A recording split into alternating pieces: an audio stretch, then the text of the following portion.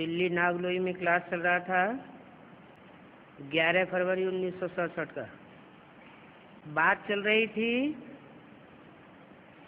ये बड़ा भारी इम्तिहान है। जैसे बोलते हैं ये बड़ी भारी महाभारत लड़ाई है, ऐसे बोला ये बड़ा भारी इम्तिहान है।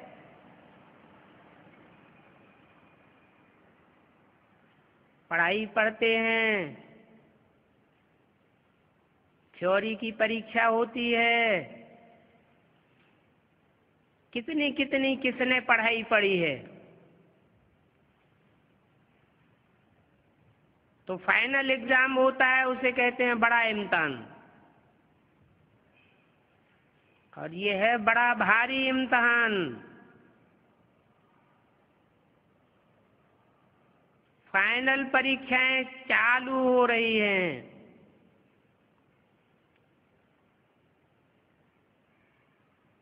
मनुष्य बड़ी परीक्षा पास करते हैं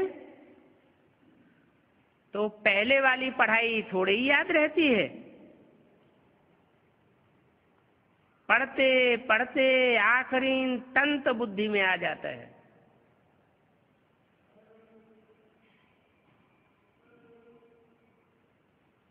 यहाँ भी आखिरी कौन सा तंत्र बुद्धि में रह जाएगा।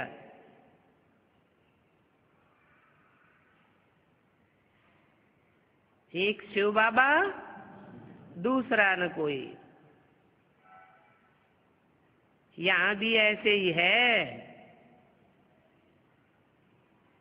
तुम पढ़ते आए हो, अंत में फिर बाप कहते हैं मन मना भव।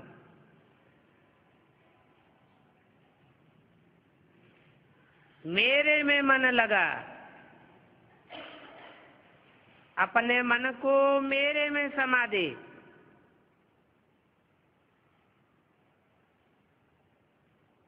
मेरे में समा दे, क्या बिंदी में समा दे? अगर बिंदी में समा दे तो सब परम धाम वासी बन जाएंगे 5000 साल के लिए।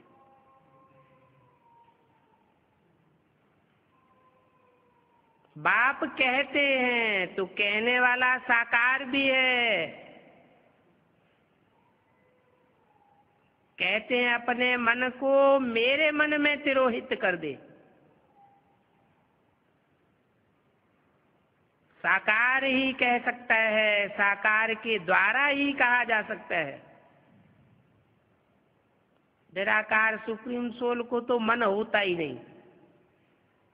जो संकल्प विकल्प चलाए वो तो असोचता है। उसे सोचने करने की दरकार नहीं।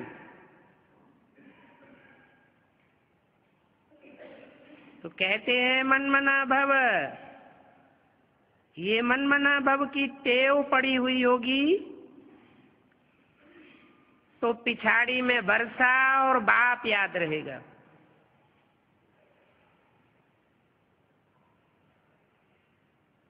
मुख्य है यह बात, और है कितनी सहज।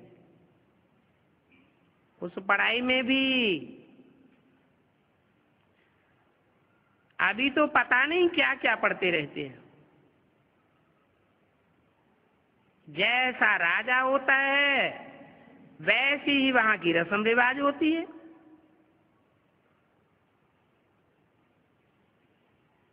आगे देखो मन शेर पाव का हिसाब चलता था, अभी तो देखो किलो आदि क्या क्या निकल पड़े हैं। और कितने कितने अलग अलग प्रांत हो गए हैं। दिल्ली में जो चीज 1 रुपए शेर, वही बॉम्बे में मिलेगी 2 रुपए शेर। क्योंकि प्रांत अलग अलग हो जाता है। हर एक समझते हैं हम अपने प्रांत को भूखा थोड़े ही मारेंगे। कितने झगड़े आदि होते हैं प्रांतों की लड़ाई में। कितना रोला है।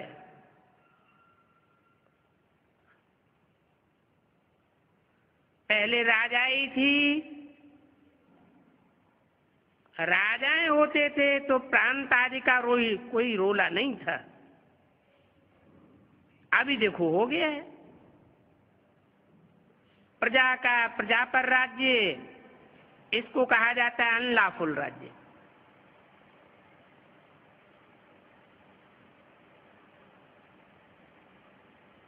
अनलॉफुल राज्य क्यों कहा? प्रजा के ऊपर प्रजा का राज्य।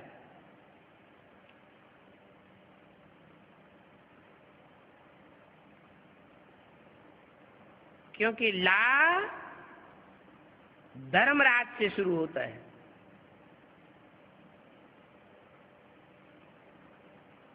ऊंचे से ऊंचा ला जानने वाला,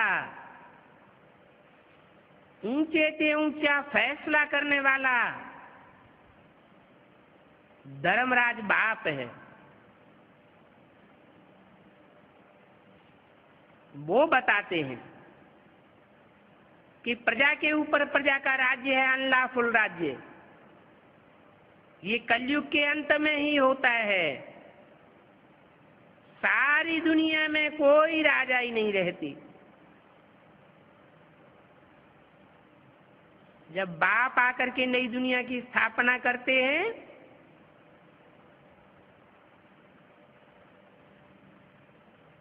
तो सारी दुनिया में एक ही राजाई,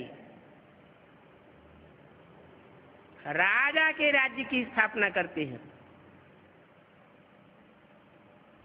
और राजा बनते हैं तब जब इंद्रियों पर कंट्रोल करने की प्रैक्टिस राजयोग सीखते हैं।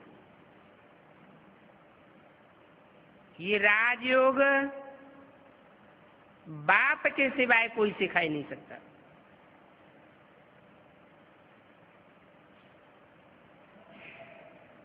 जो बाप के असली बच्चे हैं वो बाप के असली मददगार बनते हैं।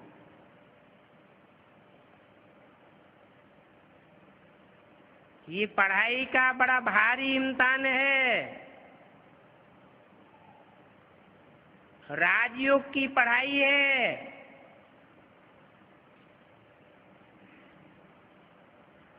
बड़े से बड़े और छोटे से छोटे राजाएं यहां बनते हैं।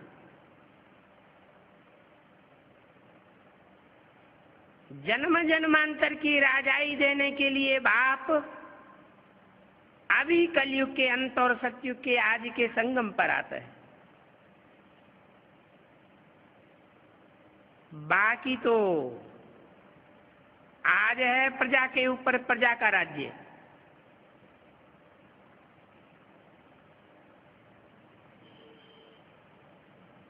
ये अनेक मनुष्य गुरुओं के द्वारा सिखाई हुई अंतिम चीज है।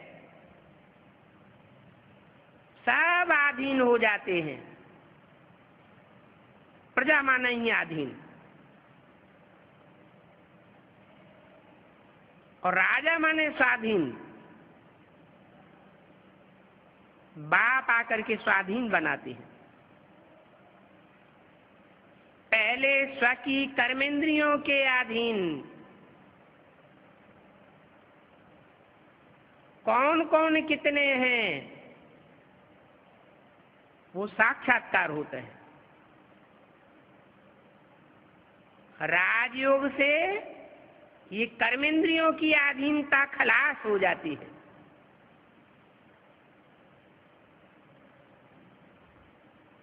कर्मेंद्रियों की अधीनता जब खलास होती है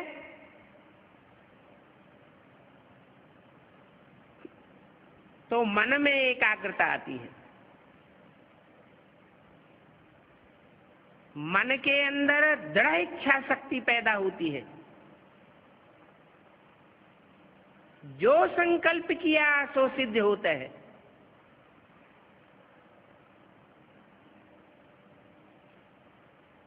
अभी तो सिखाने वाले गुरु ही अनलॉफुल हैं, अनराइटियस हैं,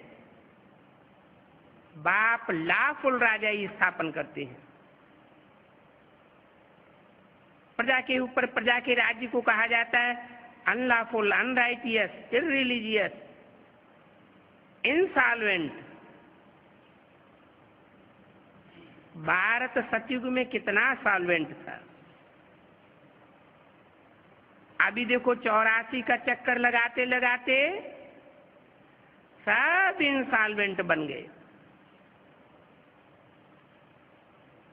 कहा जाता है हीरे जैसा जन्मा मोलक, कौड़ी बदले खोया है।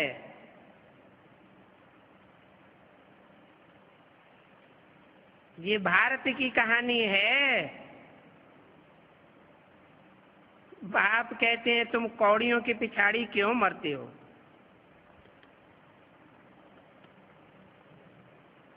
अभी तो लास्ट चांस है, बाप से वर्षा ले लो।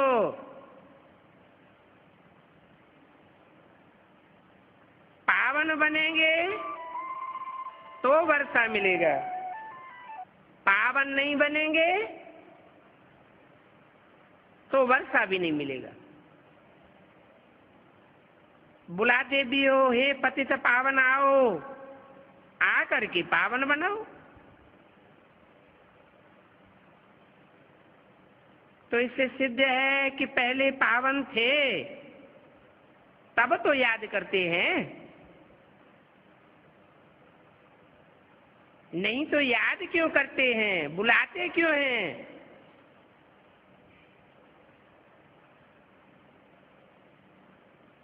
अभी तो है कलयुग। बाप कहते हैं मैं पावन दुनिया बनाऊंगा, और पावन दुनिया बनेगी तो पतित दुनिया का जरूर खलासा होगा, जरूर विनाश होगा। इसीलिए ये महाभारी महाभारत लड़ाई गाई हुई है। जो लड़ाई इस रुद्र ज्ञान यज्ञ से प्रज्वलित होती है।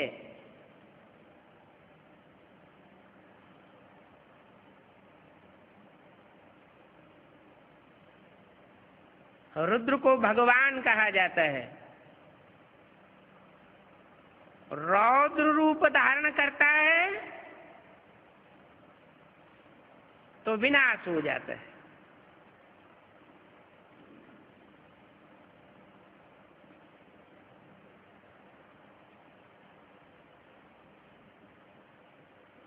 ड्रामा में ये विनाश होने की नूद है। पहले पहले तो बाबा को साक्षात्कार हुआ,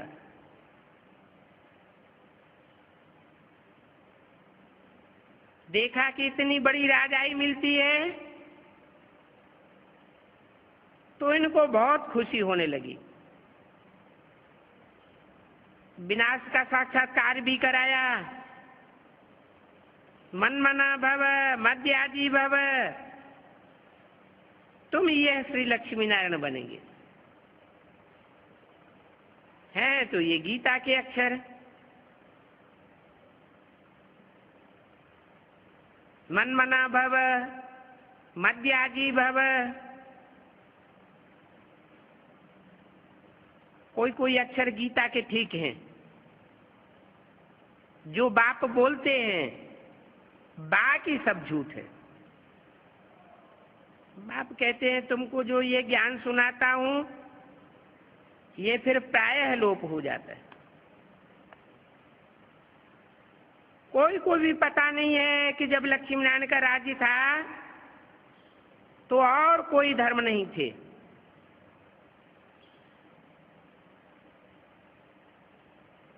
जब और कोई धर्म ही नहीं था तो आबादी भी जरूर थोड़ी होगी। ऊंच से ऊंच सनातन धर्म के लोग थे तो ऊंच से ऊंच होते हैं बहुत थोड़े। और कलयुग के अंत में सारी दुनिया बन जाती है नीचे से नीचों की। तो उनकी जनसंख्या ढेर की ढेर हो जाती है, क्योंकि ढेर के ढेर धर्म होते हैं। सतयुग में तो देखो आबादी कितनी कम होती है। तो ये चेंज होने के लिए जरूर विनाश चाहिए। और शूटिंग कहाँ होती है?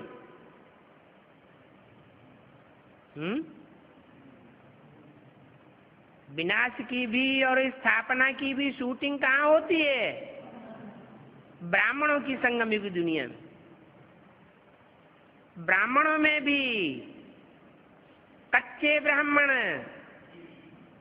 कच्ची कच्ची पढ़ाई पढ़ते हैं, और पक्के ब्राह्मण जो पक्की पक्की ज्ञान की पढ़ाई पढ़ते हैं।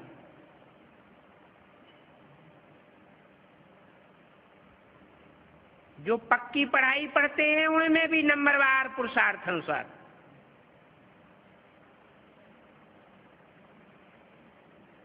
एडवांस नॉलेज में भी नंबरवार पुरुषार्थ अनुसार। एडवांस में बीज तो सब हैं, लेकिन किस धर्म के बीज हैं? जो जिस धर्म का बीज होगा वो उसी को फॉलो करेगा। आखिरीन जब फाइनल परीक्षा होगी तो नंबरवार की लिस्ट में आ जाएंगे।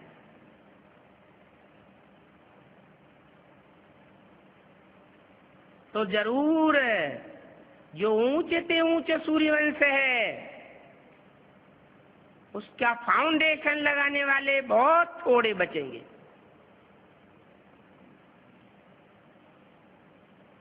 जो बचेंगे वो ऊंचे से ऊंचे पद पावेंगे।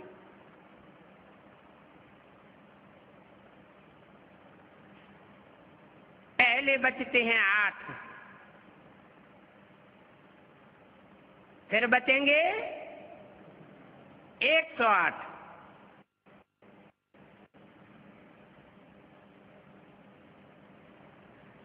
वो हैं राजाएं, जिन्होंने राजयोग की पूरी पढ़ाई पढ़ी। उनमें भी नंबरवार।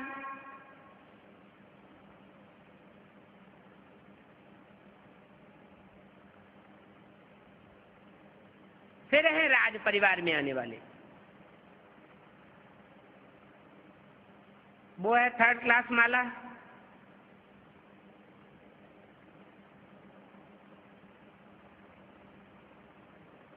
सेकंड क्लास कहो, फर्स्ट क्लास है 108। 8 तो पास विधानर है।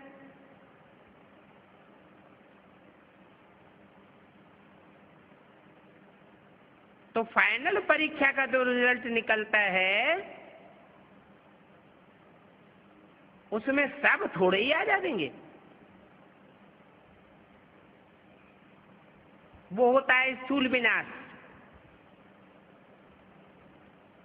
और यहाँ ब्राह्मणों की संगम की दुनिया में होता है सूक्ष्म विनाश। बाप को पहचानते हैं, निश्चय बुद्धि बनते हैं तो जैसे जिंदा हुए,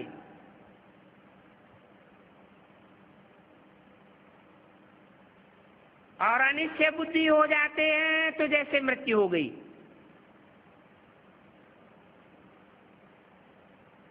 कोई की मृत्यु होती है तो दूसरे बाप के यहाँ जन्म लेना पड़ता है, बाप बदल जाता है। यहां भी ऐसे है। इसलिए बोला ये बड़ी से बड़ी भारी इम्तिहान है।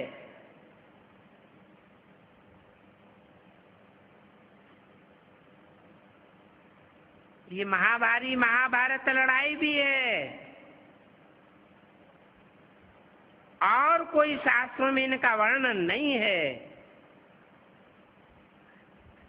जरूर भगवान भी होगा।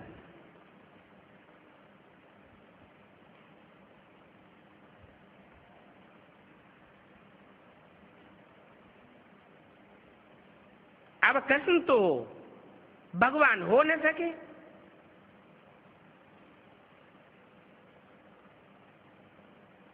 कृष्ण भी भगवान नहीं, विष्णु भी भगवान नहीं, ब्रह्मा भी भगवान नहीं, कोई भी 33 करोड़ देवताएं भगवान की कोटि के नहीं कहे जाते। भगवान तो ऊंचे से ऊंचे एक है, जिसका नाम सुप्रीम सोल बाप के साथ गाया हुआ है। कहते हैं शिव शंकर भोलेनाथ। और कोई भी देवता ऐसा नहीं है जिसके साथ शिव का नाम जुड़ा हुआ हो। अभी बाप समझाते हैं, गीता माता से कृष्ण को राजाई मिलती है। कृष्ण भगवान नहीं है गीता का, उसे गीतापति भगवान नहीं कह सकते।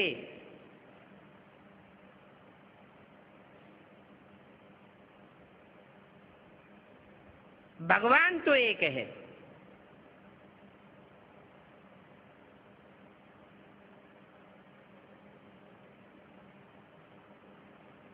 माता पिता कहेंगे गीता को, उससे ही फिर तुम देवता बनते हो। इसलिए चित्र में भी दिखाया है कि कृष्ण ने गीता नहीं सुनाई।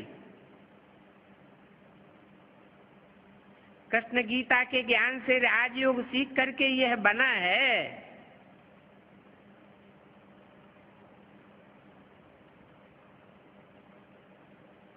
कल फिर कृष्ण होगा।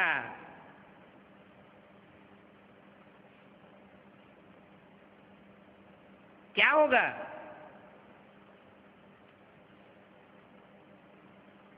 नारायण होगा।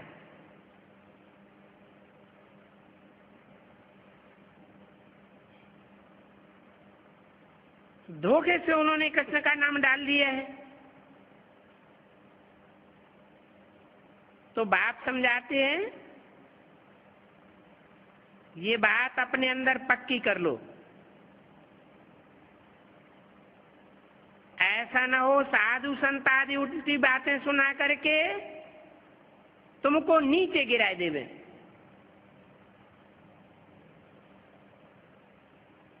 तुम्हारी बपौती बदल जाएगी। बहुत बातें पूछते हैं,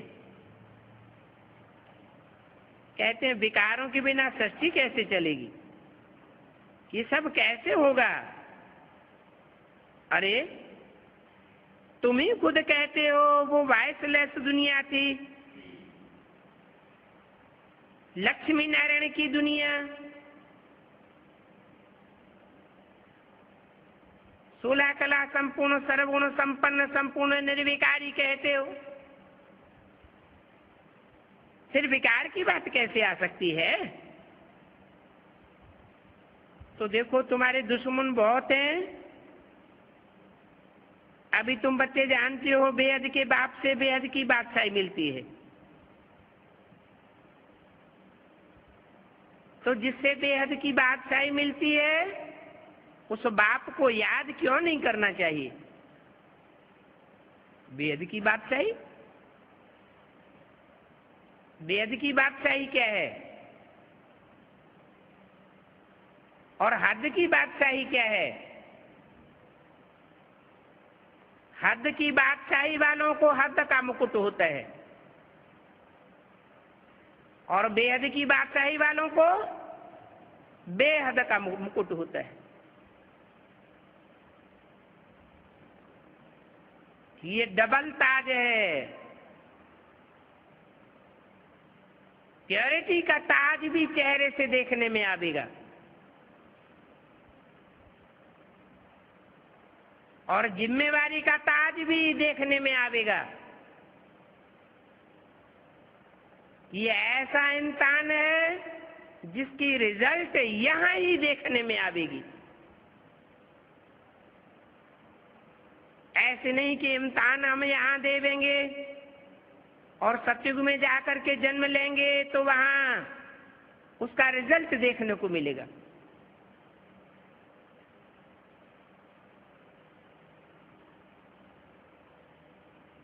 तो ऐसे बाप को बहुत याद करना चाहिए।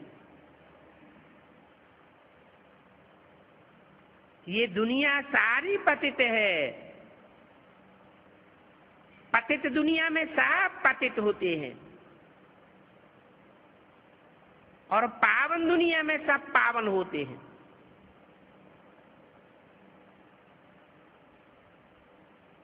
पतित दुनिया में एक भी पावन नहीं।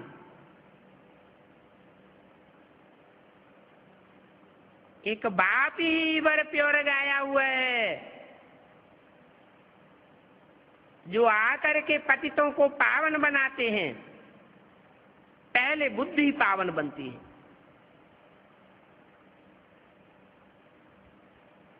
बुद्धि सही फैसला करती है तो मन रूपी ब्रह्मा भी पावन बनता है। मन के पावन बनने से 10 इंद्रियां पावन बन जाती हैं, चाहे वो ज्ञान इंद्रियां हो या कर्म इंद्रियां हो। ज्ञान इंद्रियों की पावर पहले देखने में आवेगी।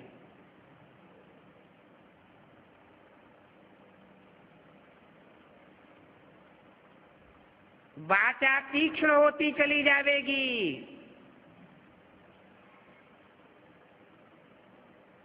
दृष्टि में फोर्स आ जाएगा।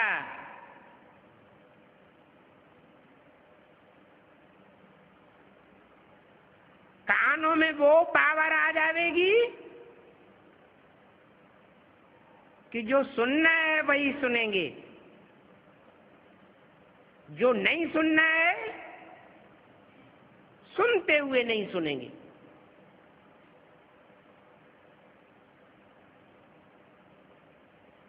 जो भी ज्ञान इंद्रियां हैं,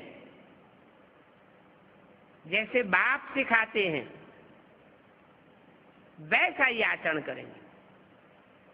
देखते हुए न देखो, सुनते हुए न सुनो। यह है बेहद की बादशाही पाने की विधि। बातें तो ढेर सारी आने वाली हैं।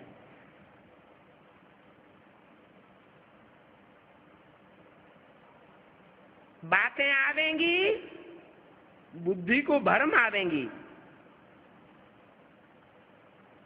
लेकिन जिनकी बुद्धि में एक बाप बैठा हुआ होगा उनको बाप की बातें याद आ गई। बाप क्या कहते हैं और मनुष्य क्या कहते हैं, अंतर स्पष्ट समझ में आ जाएगा।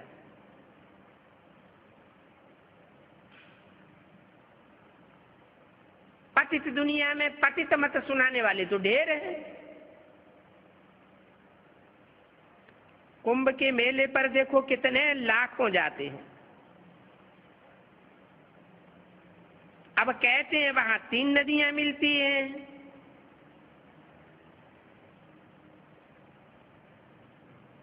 तीसरी नदी गुप्त दिखाते हैं। ये भी झूठी बात है। गुप्त नदी होती है क्या?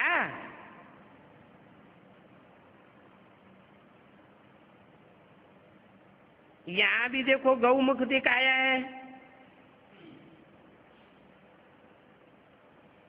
कहते हैं गंगा गौमुख से आई।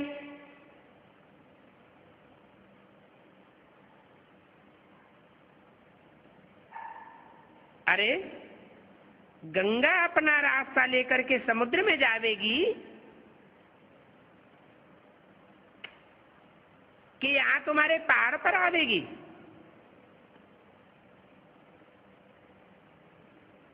गंगा तो ऊपर से नीचे की ओर जाती है। सभी नदियां ऊंची स्टेज से उतरती हैं और नीचे की ओर जाती हैं, आखिरी सागर में मिल जाती हैं।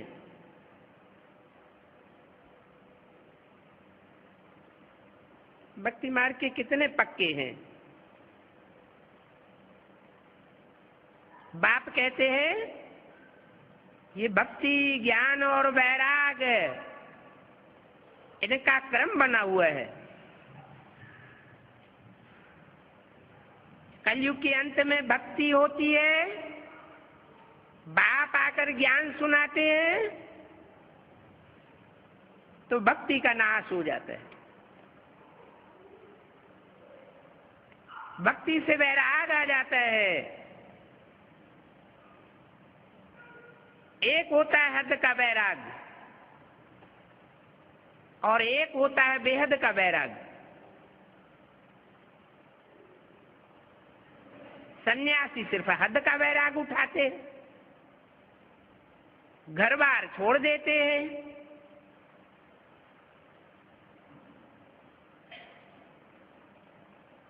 स्थूल रूप में देखने में आता है ये बड़े वैरागी हैं, लेकिन मन बुद्धि से वो ही सब याद आता रहता। तुम्हारा फिर बेहद का वैराग है। तुम स्थूल में कुछ भी छोड़ते नहीं हो, लेकिन मन से वैरागी हो जाते हो। मन तुम्हारा संसार के पदार्थों में, संसार की बातों में, संसार के संबंधियों में मन रमायमान नहीं होता है। जिसको कहते हैं देखते हुए न देखना और सुनते हुए न सुनना। ऐसे सभी इंद्रियों के लिए ये बात लागू होती है।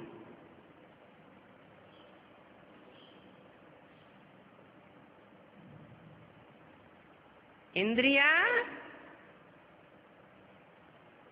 जैसे निर्लिप्त हो जाती हैं।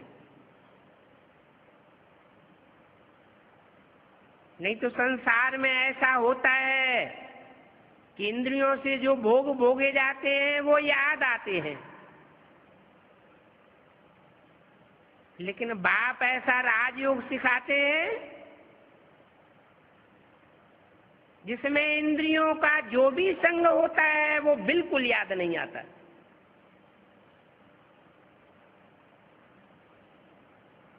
एक बात ही याद आवे।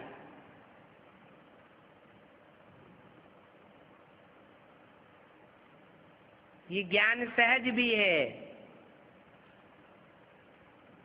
फिर अगर नियत ठीक नहीं है, नियत खराब है, बाप से जो अंजाम करते हैं वो अंजाम को निभाते नहीं हैं, धोखा देते हैं, तो ज्ञान बड़ा कठिन हो जाता है। और योग तो है ही कठिन। जब ज्ञान बुद्धि में फिट नहीं बैठता तो याद भी मुश्किल हो जाती है। जिनके लिए ज्ञान सहज है उनके लिए याद भी सहज है। जो चीज सहज होती है वो निरंतर हो जाती है।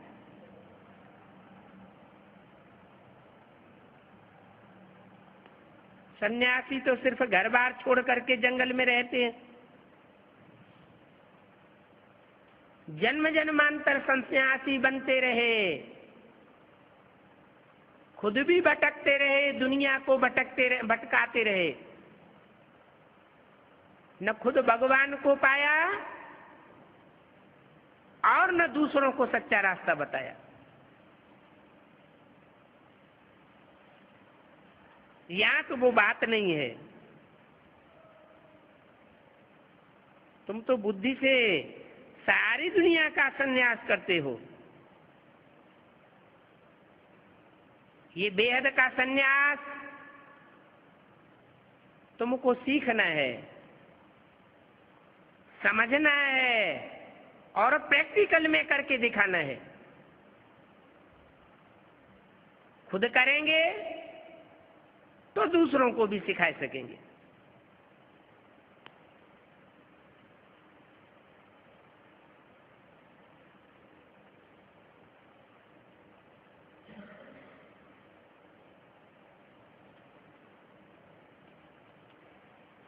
अच्छा, बच्चों को गुड मॉर्निंग।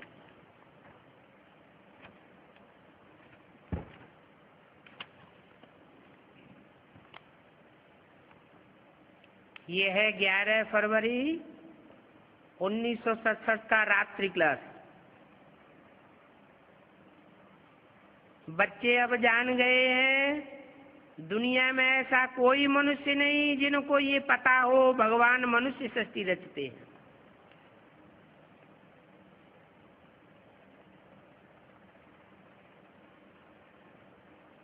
एक भी नहीं है सिवाय तुम ब्राह्मणों के।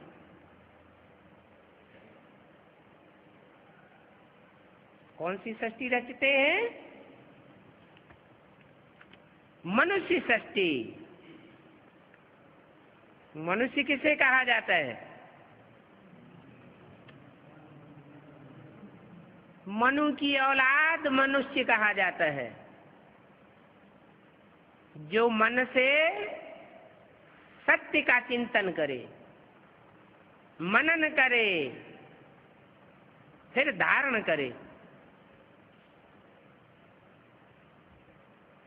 सत्य का चिंतन करेगा तो सत्संकल्प चलेगा। सत्संकल्प का वायुमंडल बनेगा तो अपने लिए सत्य युग स्थापन करेगा। तो तुम ब्राह्मणों में सत्संकल्प धारण करने वाले नंबरवार बच्चे हो, जो अपने लिए सतयुग की सृष्टि रच रहे हो। ये बातें संसार में कोई नहीं जानते हैं। भगवान हुआ रचयिता।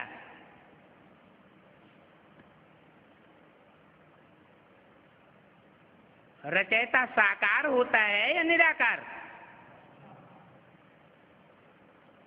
रचयिता साकार होगा तो रचना भी साकार होगी।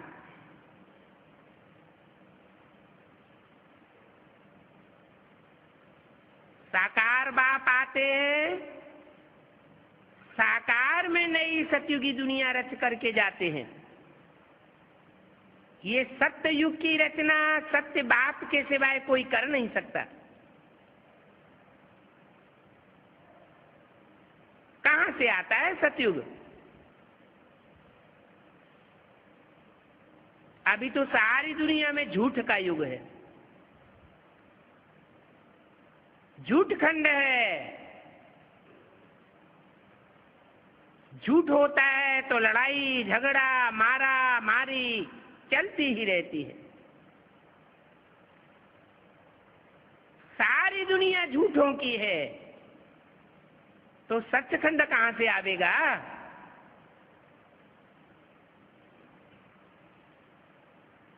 जरूर सत्य बाप को आना पड़े। सिख लोग कहते हैं सत श्री अकाल। वो ऐसा सत्य है कि उसको और उसके बच्चों को काल खा नहीं सकता। बाप भी सत्य है, बाप के बच्चे भी सत्य। सत्य बाप आकर के सचखंड की स्थापना करते हैं और सचखंड में बाप के सच्चे बच्चे ही राजाई पाते हैं।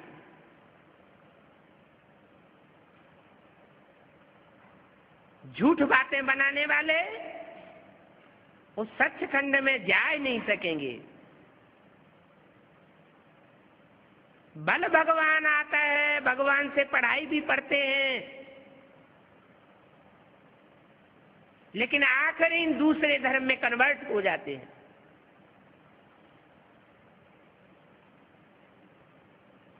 एक बाप को नहीं पहचान पाते।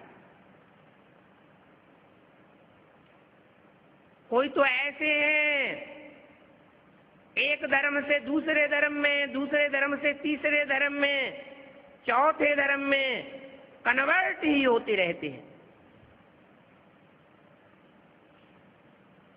उनका एक धर्म पिता पक्का नहीं हो पाता।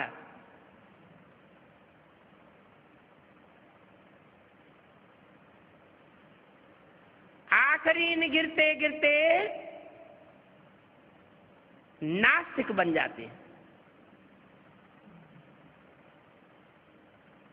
बाप कोई नहीं मानते।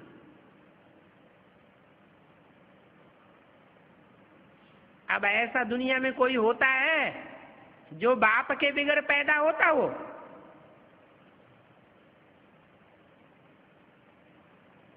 बाप को तो मानना पड़े।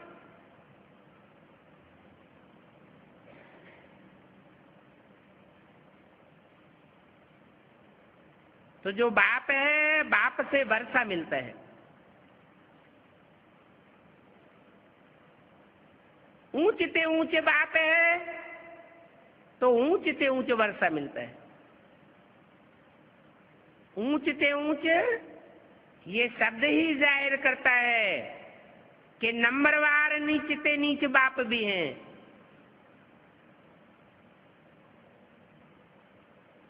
भले धर्म पिताएं हैं, वो भी नंबरवार हैं।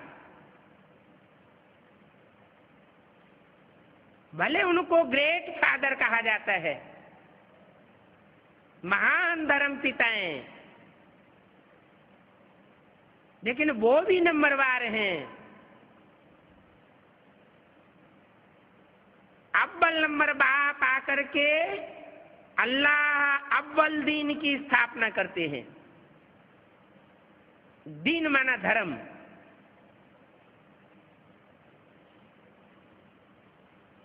तो अव्वल नंबर बाप की अव्वल नंबर श्रीमत पर ही चलना पड़े।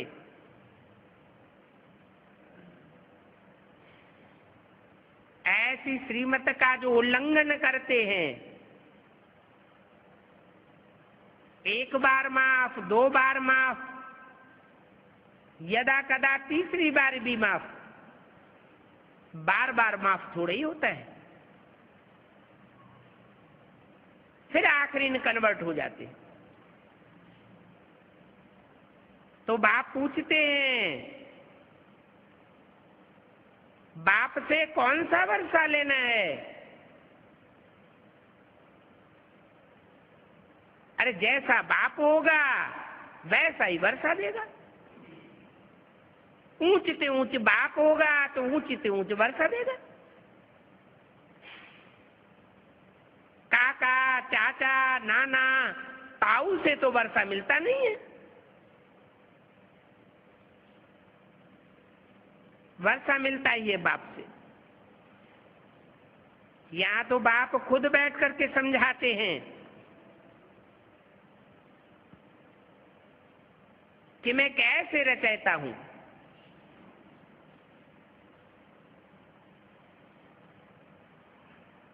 कैसे शब्द ये जाहिर करता है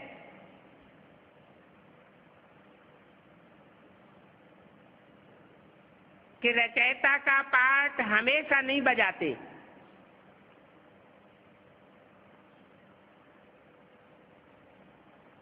सुप्रीम सोल ज्योति बिंदु के रूप में ऊंचते ऊंचे धाम में जब रहते हैं 5000 साल, तो उस समय उनको रचयिता नहीं कहा जा सकता। ऐसे नहीं कि वो बिंदु बिंदु आत्माओं का रचयिता है, क्योंकि आत्माएं भी अनादि हैं और उन बिंदु बिंदु आत्माओं का बाप भी अनादि है। अनादि है तो रचने का सवाल ही नहीं।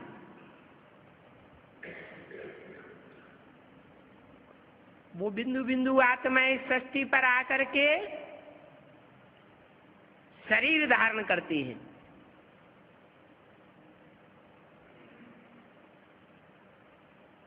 उनको जीव आत्मा कहा जाता है।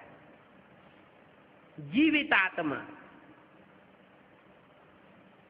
जीवित माने कुछ काम धाम करने योग्य, बोलते चालते को जीव कहा जाता है।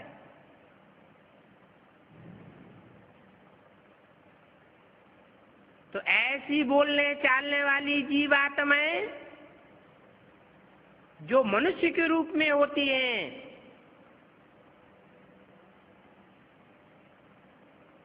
उनकी नई दुनिया आकर के बनाता है,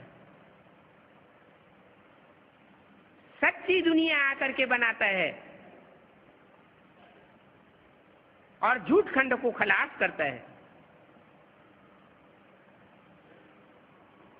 ब्रह्मा द्वारा रचते हैं, मन रचयिता ब्रह्मा द्वारा बनते हैं। कौन से ब्रह्मा के द्वारा? ब्रह्मा तो अनेकों के नाम गाए हुए हैं। ब्रह्मा के 4-5 मुख दिखाते हैं। क्या सारे ही मुख रचयिता का पार्ट बजाते हैं? नहीं, ब्रह्मा का तो आरती है बड़ी माँ।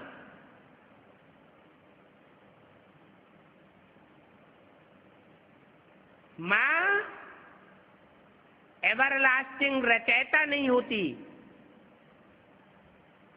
माँ भी रचना है।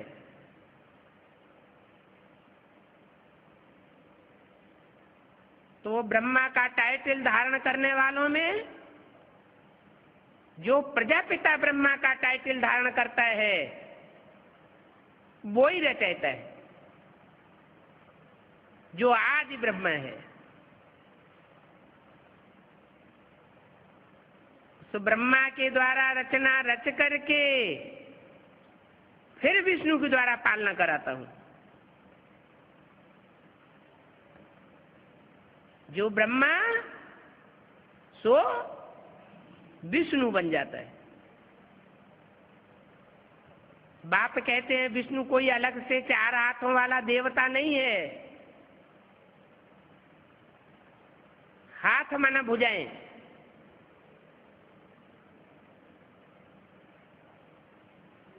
जो भुजाओं के रूप में विशेष सहयोगी बनने वाली आत्माएं हैं, उनके स्वभाव संस्कार मिलकर के एक हो जाते हैं। एक माना एक बाप समान।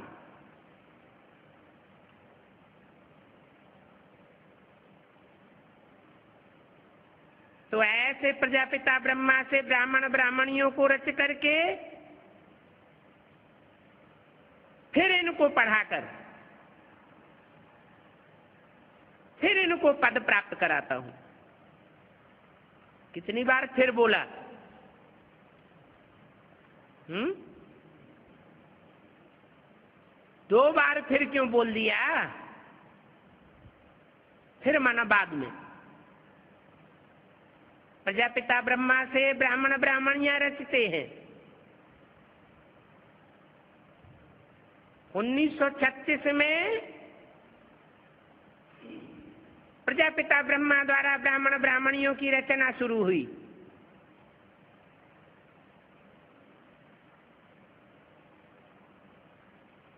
उसके बाद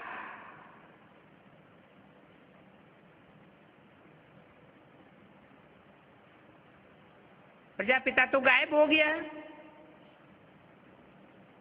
तो रचना बंद हो गई क्या है? ब्राह्मण कहा ही जाता है ब्रह्मा की औलाद। माना ब्रह्मा तो रहा यज्ञ में, और ब्रह्मा से पालना लेने वाले, जन्म लेने वाले बच्चे भी रहे। ब्राह्मण ब्राह्मणियां बनते रहे। ब्रह्मा ने जब तक शरीर छोड़ा तब तक भी ब्राह्मण ब्राह्मणियां बने।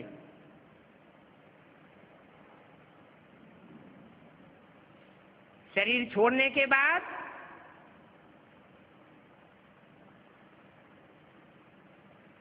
जो भी नंबरवार ब्रह्मा हुए, उनके द्वारा रचना रची जाती है। तो ब्रह्मा के द्वारा ब्राह्मण तो होते हैं, कहते हैं ब्रह्मा के द्वारा एक बार सृष्टि रची, पसंद नहीं आई, बिगाड़ दी। दूसरी बार सृष्टि रची, पसंद नहीं आई, बिगाड़ दी। आखिर फाइनल हो ही जाता है।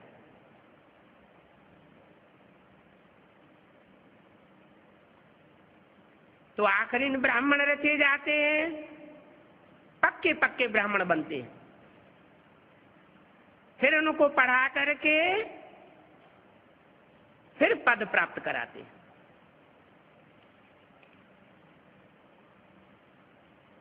ऊंचे से ऊंचे पद कौन सा है?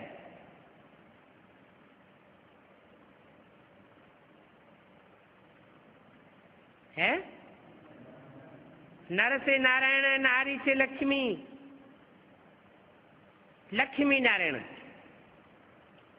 जिनको विष्णु कहा जाता है। बाप आते ही नई दुनिया रचने, पुरानी दुनिया को खलास करवा देते हैं, नई दुनिया की पालना कराते हैं। तो गाया हुआ है ब्रह्मा द्वारा स्थापना, काय की स्थापना है? ब्राह्मण धर्म की भी स्थापना, और ब्राह्मण धर्म की स्थापना तो हुई, ब्रह्मा द्वारा ब्राह्मण ब्राह्मणियों को रचते हैं, फिर जब प्रजापिता ब्रह्मा द्वारा वर्षा देते हैं, तो कौन सा कार्य रहा हुआ है? अभी जो नंबरवार माला बननी है, नंबरवार पद मिलने हैं, माला में मणके होते हैं, कोई ऊपर, कोई नीचे, कोई दाईं ओर, कोई लेफ्ट साइड में, वो पद अभी तैयार हो रहे हैं। ये फाइनल परीक्षा होने वाली है, हो रही है, तो विनाश भी जरूर होगा। विनाश होगा क्या? ब्राह्मणों का विनाश हो जाएगा? है? ब्राह्मणों का विनाश नहीं होता,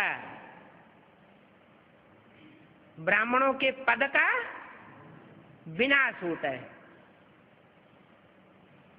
नंबरवार विनाश को पाने वाले हैं शंकर द्वारा विनाश।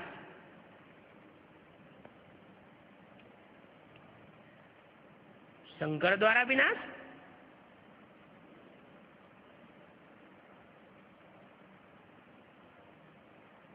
शंकर विनाश करते हैं क्या? एक तरफ कहते हैं असुर संहारिणी शक्तियां गाई हुई हैं, और दूसरी तरफ कहते हैं शंकर द्वारा विनाश। आखिर सच्चाई क्या है?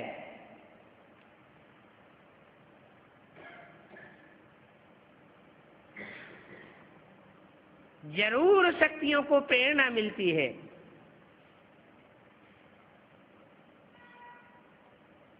तब प्रैक्टिकल में असुर संहारिणी गाई हुई है।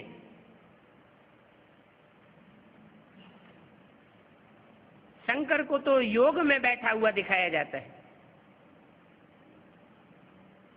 इसलिए मुरली में कहते हैं शंकर क्या करता है? कुछ भी नहीं।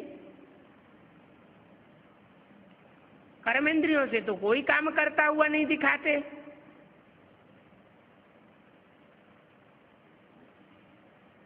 बुद्धि योग की बात है। बुद्धि योग जिसका तीखा होता है, एकाग्र होता है, वो अपनी एकाग्रता की शक्ति से दूसरों की बुद्धि को मोड़ देता है। वाइब्रेशन को पलट देता है। तो शंकर द्वारा विनाश गाया हुआ है। तुम बच्चों को तो अंधों को रास्ता बताना है क्या? शंकर को फॉलो नहीं करना है। क्या करना है? अंधे जो हैं, अज्ञान के अंधे हैं, जिनको ज्ञान नहीं है, जानकारी नहीं है, किसकी? बाप की जानकारी नहीं है। बार बार बुद्धि बिलम जाती है, एक बाप को छोड़ दूसरे दूसरे तीसरे तीसरे बाप बनाई लेती है। ऐसे जो अज्ञान के अंधे हैं, उनको रास्ता दिखाना है।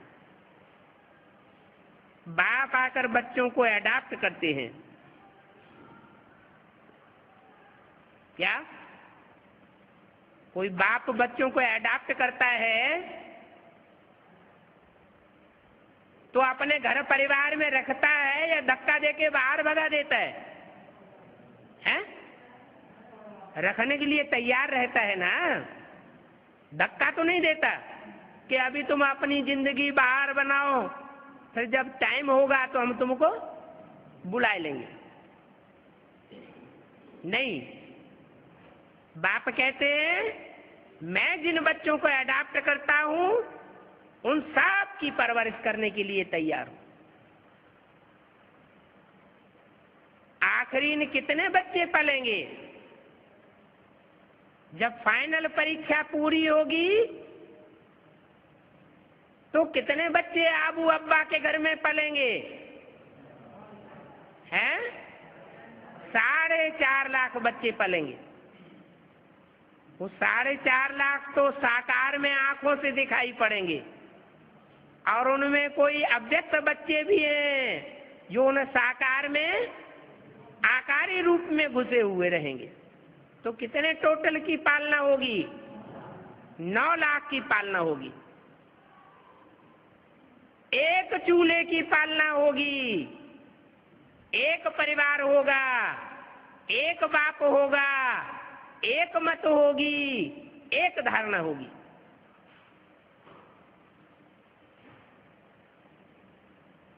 बाप बनना आसान है, लेकिन निभाना आसान नहीं है।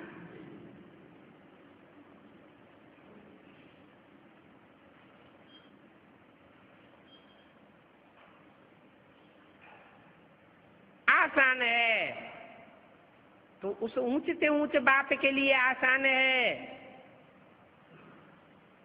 जिसके लिए मुरलियों में इशारा दिया है। इस ब्रह्मा के ऊपर तो बोझा बहुत है।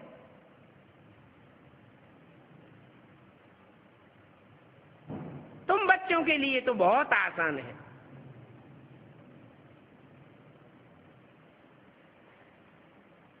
इनको तो बहुत फरुना रहता है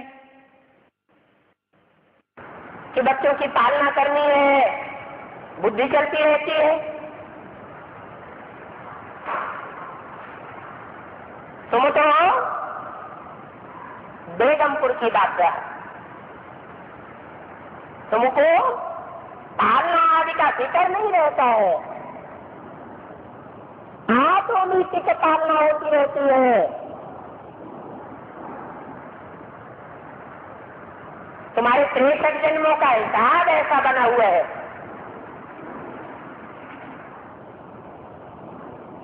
बाप ने बच्चे रखे तो जरूर उनको खाने को तो देंगे ना।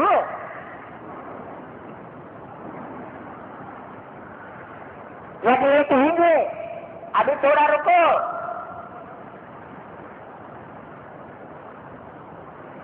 अपने लौकिक घर परिवार में बैठो, हमको थोड़ा मजबूत हो जाने दो फिर आना।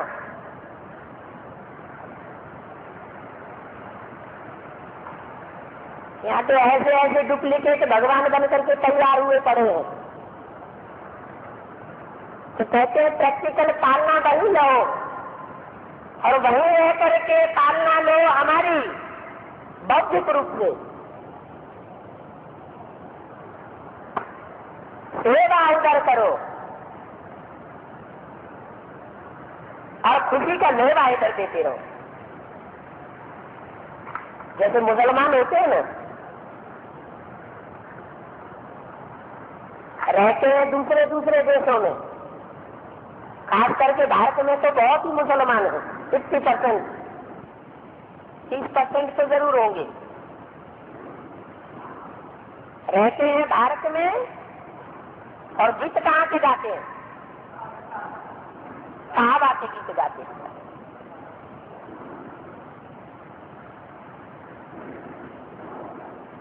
तो ये दूसरे दूसरे धर्म के बातों का कमाल है।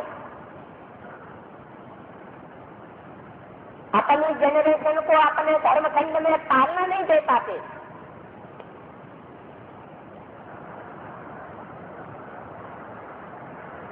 पैदाइश बहुत करते जाते हैं। बाप कहते हैं मैं तो ऐसी दुनिया की स्थापना करता हूं गीता के द्वारा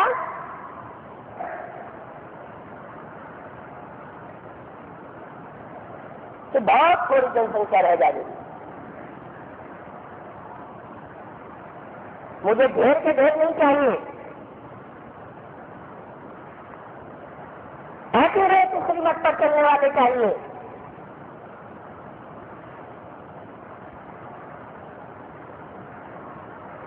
तो देखो, तुमको बाप खाने के लिए क्या देते हैं?